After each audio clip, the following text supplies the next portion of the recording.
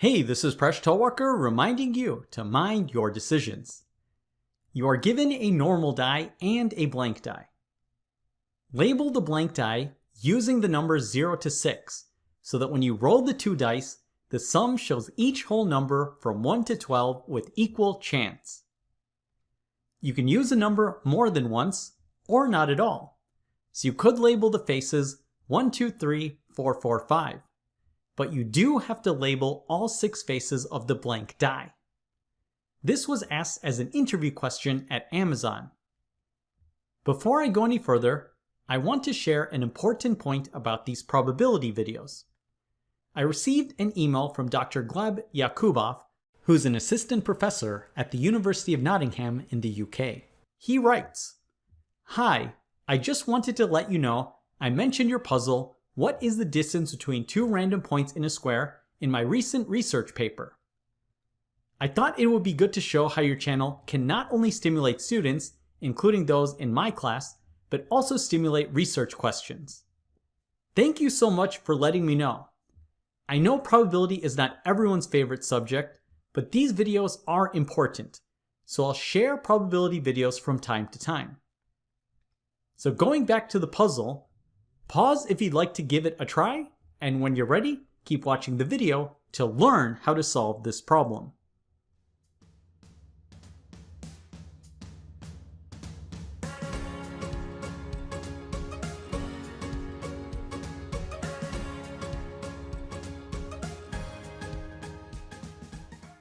So how can we solve this problem? We'll get started with an observation. When you roll two 6-sided fair dice, you get 6 times 6, which equals 36 equally likely outcomes. Let's make a little table of this. The standard fair die will have the faces 1 through 6. The mystery die will have 6 unknown faces. We need these 36 sums to be divided into 12 equally likely sums because we need the numbers 1 through 12 to occur with equal chance. So each sum has to appear 36 divided by 12, which equals 3 times. We need 3 entries of 12, 3 entries of 11, and so on, all the way to 3 entries of 1. Now how do we get 3 entries of 12? Well, 6 is the largest number that we can put on the mystery die. So notice the only way we can get a sum of 12 is 6 plus 6. So that means we're going to need 3 faces to be labeled with 6. That's the only way we can get 3 sums of 12. Now by similar logic, how can we get a sum of 1? Well, 0 is the smallest number for the mystery die, and the only way we can get a sum of 1 is if we do 0 plus 1. So we're going to need 3 faces to be labeled as 0. So now we've actually labeled all 6 faces. Do we have a solution? Let's fill in the rest of the sums. The first row goes from 1 to 6, and the next 2 rows will be the same. Then this row will go from 7 to 12, and the next 2 rows will be the same. And look at this table carefully. Each sum from 1 to 12 appears exactly 3 times, and by magic we have found the answer. The mystery die needs to be labeled with 3 faces of 0 and 3 faces of 6. So we kind of lucked into the answer, and that's good for this problem, and it would be great in an interview. But how would you solve this problem in a more systematic way? I want to show you another method. It'll be a lot more complicated, but it's a powerful tool to solve such problems. The method is called probability generating functions. If z is a discrete random variable on the non-negative integers, and pi is the probability that z is equal to I, then we define the probability generating function of z as follows. It'll be the polynomial with terms p sub I multiplied by x to the power of I. So let's create the probability generating function for the fair die. Well, the fair die takes the realizations of 1 through 6, and each is equally likely to occur with a chance of 1 over 6. So what's its probability generating function? What we do is we attach the coefficients of x of I to the probability of I. We can now factor out 1 over 6. So here's the probability generating function of the fair die. We can similarly create the probability generating function of the mystery die, and here's the probability generating function of the sums. So why have we done all this? It seems like we made the problem more complicated.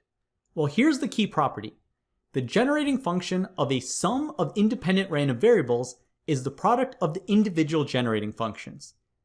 So we have d of x multiplied by m of x is equal to u of x. If we divide both sides by d of x, we can solve that m of x is equal to the ratio of u of x over d of x. So in order to solve for this mystery die, we can take this polynomial division. And I can just hear some students saying, when will we ever need this?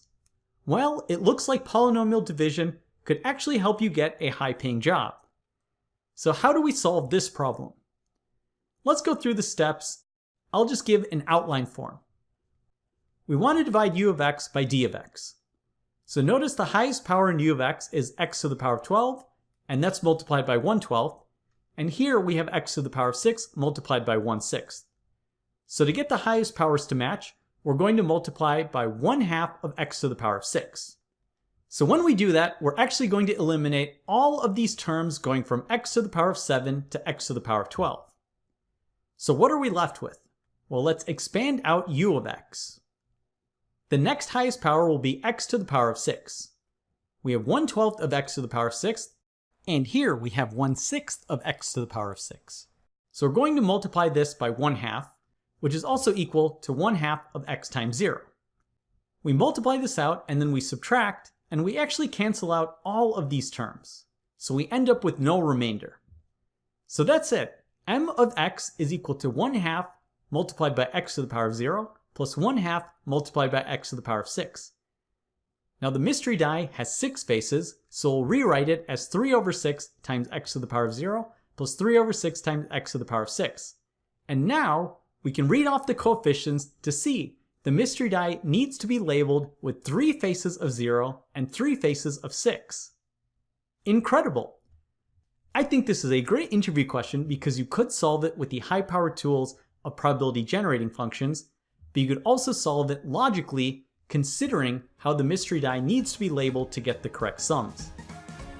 Thanks for watching and for making Mind Your Decisions one of the best channels on YouTube. Thanks for watching, and thanks for your support.